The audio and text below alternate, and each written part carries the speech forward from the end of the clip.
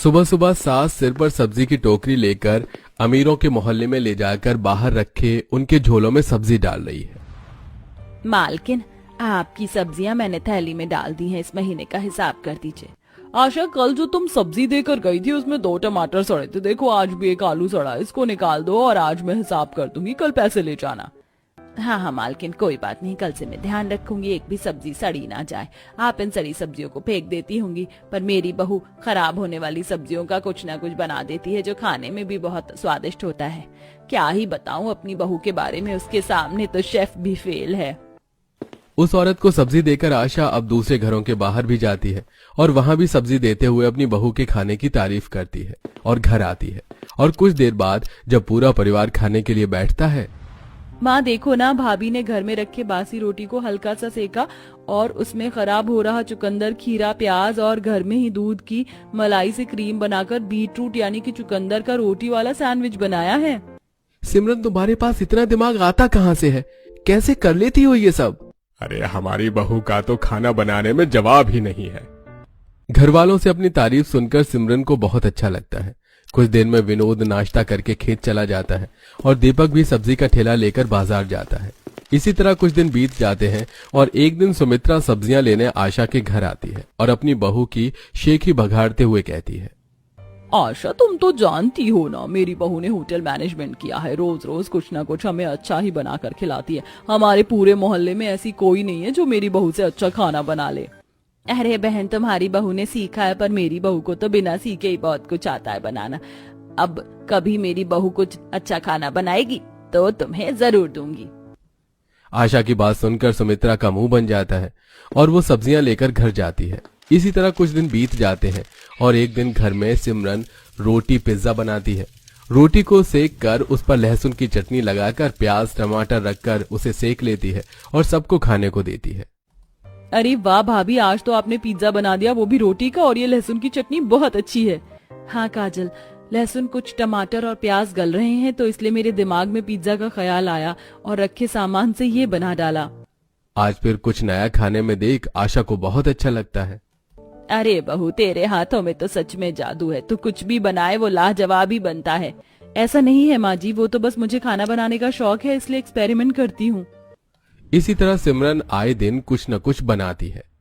ये आधा किलो के आसपास कुछ तोरई रखी हुई हैं, बासी हो गई हैं, कोई नहीं लेगा, तुम देख लो अगर इसका कुछ बना सको तो। अरे दीपक जी, मुझे आधा किलो तोरी बहुत है, आप आराम से सब्जी बेचने जाइए, दोपहर में आपके लिए इसी का कुछ अच्छा बनाऊंगी। अब दीपक सब्जी बेचने के लिए अपना ठेला लेकर बाजार जाता है। तभी सिमरन तोरई को बारीक काटती है और साथ में रखी हुई सोयाबीन के साथ में चने की दाल मिक्स करके उसके कबाब बना लेती है और उनको स्टीम करके सब्जी बना लेती है। अरे भाभी, हम तो घर में सिर्फ 5 लोग हैं, फिर इतनी सारी सब्जी क्यों बना दी? वैसे ये कबाब बहुत अच्छे लग रहे हैं, किस चीज के हैं ये? जल्दी दो, मैं खाऊंगी। हाँ ये लो खाओ। ये तो बहुत टेस्टी है भाभी, वैसे बताओ ना किस सब्जी के हैं ये? उसी सब्जी के जिसे तुम देखना पसंद नहीं करती, तोरई के। क्या सच में? पर टेस्ट वैसा बिल्कुल नहीं है, अगर ऐसी तोरई बनी तो मैं तो रोज खाऊंगी। बहू, ये सब्जी ज्यादा है ना, मैं ये सब्जी कुछ पड़ोसियों के साथ सुमित्रा को भी दे दूंगी ताकि उसे विश्वास हो जाए कि उसकी बहू से भी अच्छा खाना बनाना कोई जानता है। थोड़ी सी सब्जी लेकर आशा सिमरन के साथ पड़ोस की कुछ औरतों को देती है और जहां सुमित्रा सिमरन के हाथों के कबाब खाकर मुंह बनाती है तो वहीं उसकी एक पड़ोसन जब सिमरन के हाथों की कबाब की सब्जी खाती है तो वो आशा से बोलती है, इतने भी कोई खास कबाब नहीं बनाया तुम्हारी बहू ने। सुमित्रा बहन मुझे तो बहुत पसंद आया, इतना अच्छा तो सुमित्रा बहन की बहू भी नहीं बना पाती, जबकि उसने तो पढ़ाई कर रखी है। हाँ की तो है, इसीलिए अच्छा खाना बनाती हूँ मैं, ये मामूली से कबाब मेरे सामने कुछ नहीं है। अच्छा तो ऐसी बात है, तो हमारे गांव में एक शेफ का कंपटीशन होने वाला है जिसमें जीतने वाले को विदेश में जाने का मौका मिलेगा, एक और बड़ी प्रतियोगिता में हिस्सा लेने का और फेमस शेफ बनने का। तो तुम अपना लक आजमाओ और सिमरन को हराकर दिखाओ, ठीक है बहू? उस आदमी की ये बात सुनकर सिमरन और कविता दोनों ही सपने देखने लगती हैं और अगले दिन दोनों इस कंपटीशन में अपना नाम लिखवा लेती हैं और कुछ ही दिनों में प्रतियोगिता शुरू हो जाती है जिसमें सिर्फ उन दोनों ने हिस्सा लिया था। दोनों सामने थीं पर बाकी सब दाएं बाएं कुर्सी लेकर बैठे हुए थे। बहू, मुझे तुझ पर पूरा भरोसा है, तू ही जीतेगी। माँ जी फिक्र मत कीजिए, कॉलेज में मैंने ही होटल मैनेजमेंट में टॉप किया था और यहाँ पर भी मैं ही टॉप आऊंगी। वो गंवार मेरे सामने ज्यादा देर टिक नहीं पाएगी। हमारे सभी कंटेस्टेंट आ चुके हैं और प्रतियोगिता शुरू होती है। पहले राउंड में आप लोगों को आधा किलो मैदा दिया जाएगा और सारा सामान भी। बस आपको 2 डिश बनानी है, बहुत आसान है। तो प्रतियोगिता शुरू की जाती है। इस तरह प्रतियोगिता शुरू की जाती है और सिमरन इस प्रतियोगिता को जीतने के लिए मैदा लेती है और उसमें फूड कलर डालकर जलेबी बनाती है।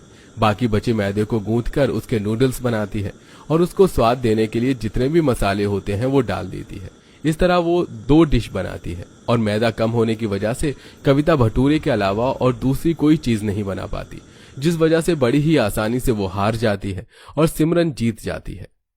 इसे कहते हैं दिमाग। बड़ी आसानी और चालाकी से मिसेस सिमरन ने 2 डिश बना दी हैं, जो खाने में भी लाजवाब है। इसलिए पहला राउंड जीती हैं मिस सिमरन। सिमरन, मुझे पूरा यकीन है तुम जैसे पहले राउंड में जीती वैसे ही दूसरा भी जीत जाओगी। अब शुरू होता है राउंड 2। इसमें आप लोगों के सामने आपकी फेवरेट सब्जियां रखी होंगी और 10 मिनट के अंदर आप लोगों को उसमें रिंग डालकर अपनी पसंदीदा सब्जी लेनी होगी और उसके बाद आधे घंटे में अपना फेवरेट खाना तैयार करना होगा।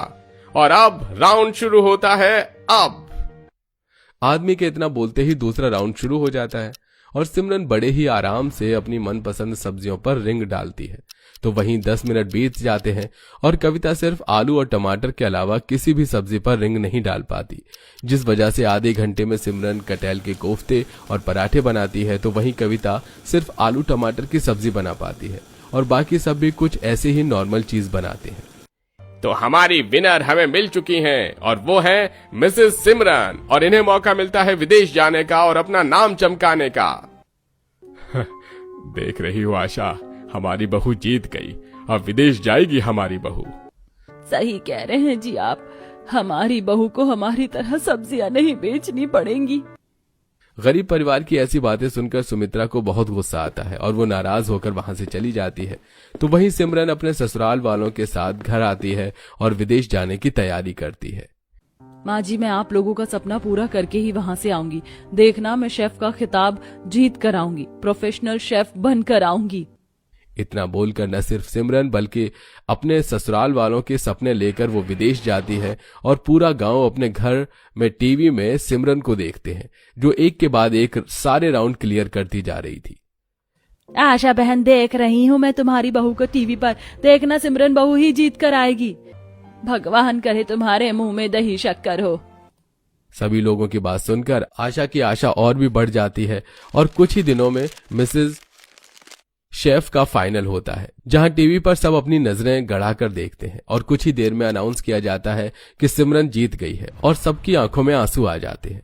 अब सब सिमरन को टीवी में शेफ के कोट और ट्रॉफी को उठाते हुए देखते हैं।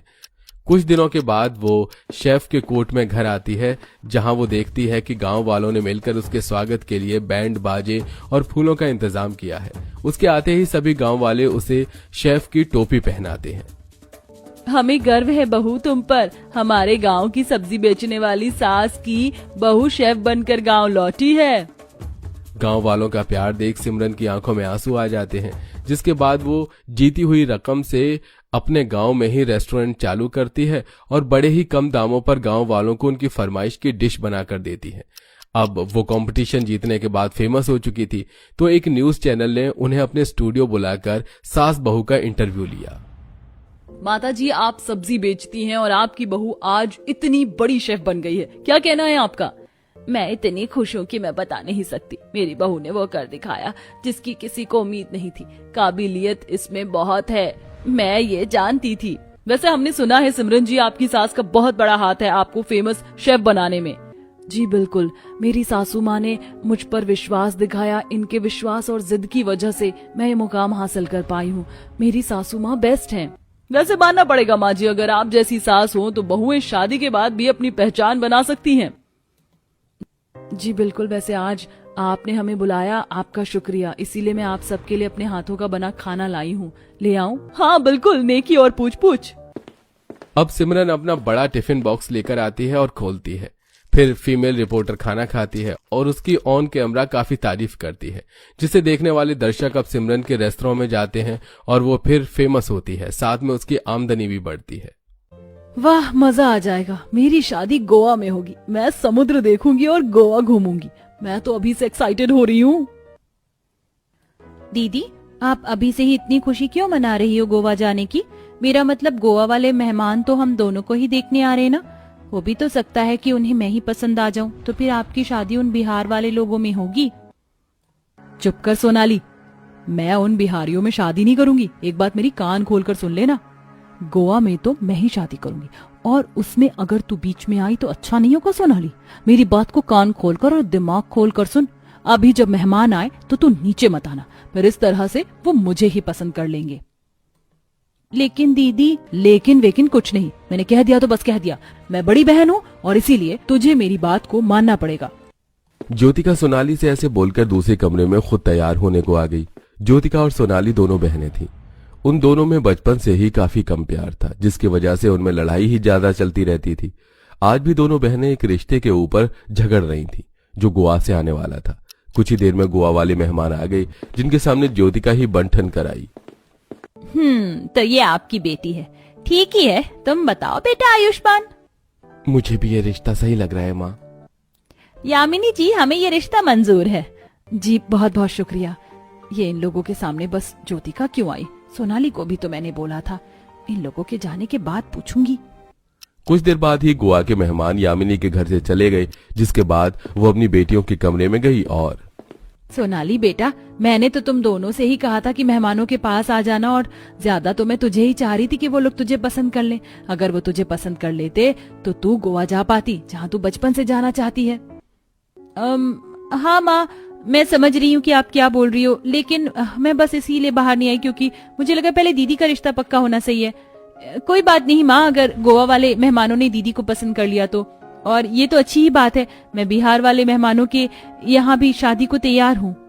धारा सोनाली का चेहरा बस यूं ही देखती रह गई। सोनाली ने अपनी बहन की धमकियां अपनी मां को नहीं बताई और वो बिहार में भी शादी करने को राजी हो गई।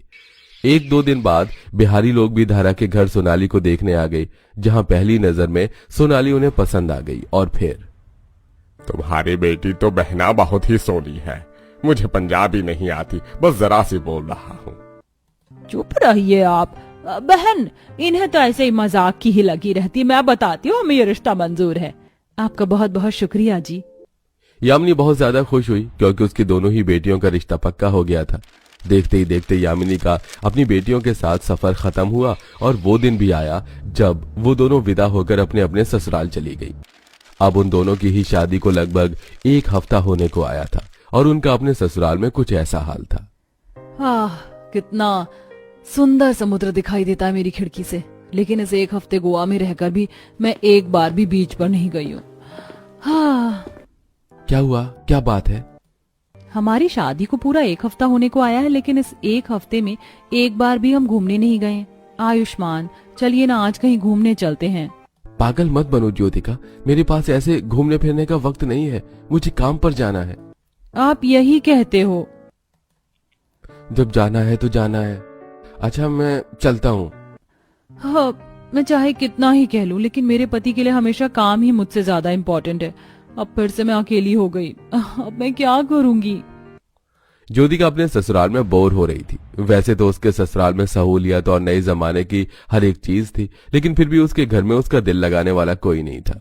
कुछ देर अपने कमरे में बैठने के बाद ज्योतिका कमरे से बाहर आई, जहां उसने देखा कि उसकी सास सोफा पर बैठी हुई है। चलो कुछ देर माँ जी से ही बात कर लेती हूँ। ज्योतिका अपनी सास के बराबर में जाकर बैठ गई। माँ जी, क्या कर रही हो? Online shopping. क्या है, क्यों मेरी साइड में आकर बैठ गई है? माँ जी, वो मैं बोर हो रही थी इसीलिए। मुझे पसंद नहीं है कि कोई मेरे पर्सनल कामों में अपना पांव अड़ाए। जा यहाँ से। धारा ने ज्योतिका को अपने पास नहीं बैठने दिया, जिससे कि वो बेचारी उदास होकर अपने कमरे में ही आ गई। एक तरफ ज्योतिका की जिंदगी ऐसे मायूस सी गुजर रही थी, तो वहीं दूसरी तरफ उसकी बहन। वाह माँ जी, ये बिहार के मशहूर छोटी मछली के साथ चावल तो बड़े ही स्वादिष्ट लगते हैं, लेकिन अब इन्हें खाने के बाद मन कर रहा है कि कुछ मीठा भी होता। सच में मजा ही आ जाता। लो तो फिर खुलकर मजा लो। ससुर जी, आप खाना खाते ही कहाँ चले गए थे? मैं जानता हूँ कि मेरी बहू रानी का खाना खाने के बाद मीठा खाने का दिल करता है, जिसकी वजह से मैं तेरे लिए आइसक्रीम लेने गया था। चलो सभी खाएंगे, मैं काफी सारी लाया हूँ। जल्दी जल्दी से सोनाली ने आइसक्रीम निकालकर सभी घर वालों को देनी शुरू कर दी और फिर सब ने बैठकर आइसक्रीम खाई। बहू इतनी उम्र हो गई लेकिन कभी ये समझ नहीं आया कि ससुराल ये इतनी स्वादिष्ट चीज बनती कैसे है। हाँ हाँ बाबा, मुझे आती है आइसक्रीम बनानी। किसी दिन मैं आपको घर में बनाकर आइसक्रीम खिलाऊंगी। तब तो और भी मजा आएगा। अरे भूमिका बेटा, जरा घर की पुरानी फोटोओं की एल्बम निकाल कर ले आ। इस वक्त सभी एक साथ है तो फोटो देखेंगे।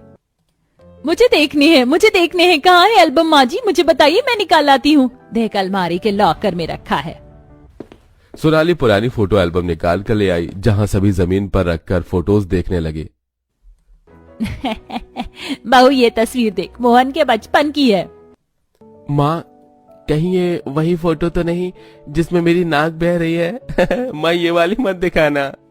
अच्छा, फिर तो मैं जरूर देखूंगी।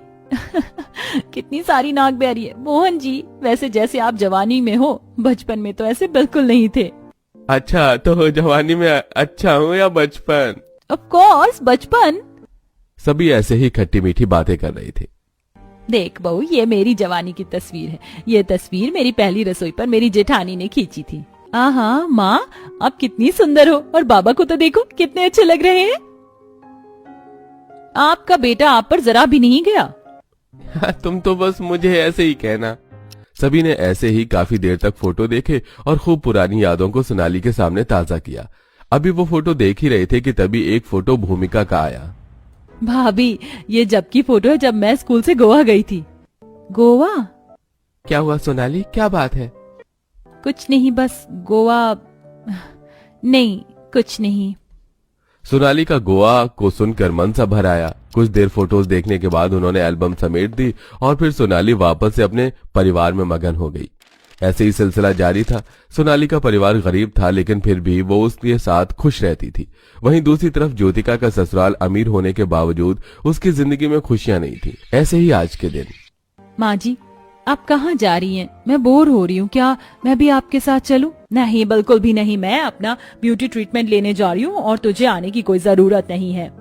आज भी धारा ज्योतिका को उदास छोड़कर खुद अपने ब्यूटी ट्रीटमेंट लेने को चली गई, जिसके बाद ज्योतिका घर में ही बोर हुई। तो वहीं दूसरी तरफ, माँ, मैंने पता लगा लिया है कि सोनाली गोवा का नाम सुनकर क्यों उदास हो गई थी। उसकी वजह यह है कि माँ, सोनाली बचपन से गोवा जाना चाहती है। अच्छा, तो क्या हुआ, हम लेकर जाएंगे अपनी बहू को गोवा? मैं भी यही सोच रहा था माँ। मैं आज से ही अपने काम के घंटे बढ़ा रहा हूँ। सोनाली का जन्मदिन भी आने वाला है, तो उसके जन्मदिन तक हमारे पास पैसे हो जाएंगे। हाँ, मैं भी काम के घंटे बढ़ा दूंगा। ऐसा है तो मुझे भी थोड़ी मछली लाकर दे देना, मैं मछली बेच लूंगी। और मैं बच्चों को घर में ही ट्यूशन दे दूंगी, तो उससे हमें काफी प्रॉफिट होगा और हम सभी गोवा जा पाएंगे। पूरे परिवार ने सिर्फ सोनाली के लिए आपस में कामों को बांट लिया। बस फिर क्या, अगले ही दिन से उन सभी ने ही काम करना शुरू कर दिया, जिससे कि उनके काफी पैसे जुड़ गए। और फिर उन लोगों ने सोनाली को गोवा जाने का सरप्राइज दिया। हम सच में गोवा जा रहे हैं? तो ये इतनी मेहनत आप लोग मेरे लिए कर रहे थे? सोनाली अपने परिवार का प्यार देखकर इमोशनल हो गई। अगले ही दिन वो लोग गोवा के लिए निकल गए और वहाँ उन्होंने काफी मजे किए। आज वो सभी एक समुद्र के किनारे आए हुए थे कि तभी, हाँ, दुनिया भर से टूरिस्ट गोवा देखने आते हैं और देखकर चले जाते हैं, और यहाँ मैं हूँ जो गोवा में रहते हुए भी आज तक अपने घर के पास वाले समुद्र किनारे भी नहीं गई हूँ। अरे ये क्या, ये तो मुझे देखने से सोनाली लग रही है, लेकिन उसकी शादी तो बिहार में हुई थी। वो भला यहाँ कैसे हो सकती है? हे भगवान, मेरा तो दिमाग ही काम नहीं कर रहा है। जाकर देखती हूँ। ज्योतिका को खिड़की से सोनाली का परिवार नजर आया, जिसको देखकर ज्योतिका खुद को रोक नहीं पाई और वो बाहर आकर देखने लगी। मेरा शक सही था, ये सोनाली ही है। हाँ बाबा। अरे ज्योतिका दीदी, आप? हाँ मैं। तू बता, तू गोवा में कैसे? अब मैं क्या ही बताऊं दीदी, मेरे गरीब ससुराल वालों ने मुझे मेरे जन्मदिन का ये तोहफा दिया, मुझे गोवा ले आए। मैंने बहुत सारी जगह तो घूम भी ली है। सोनाली की बात सुनकर ज्योतिका यूं ही रह गई। अब उसे एहसास हो रहा था कि उसकी बुराई ने उसे कहां लाकर छोड़ दिया था। अब ज्योतिका बस पछतावा ही कर सकती थी।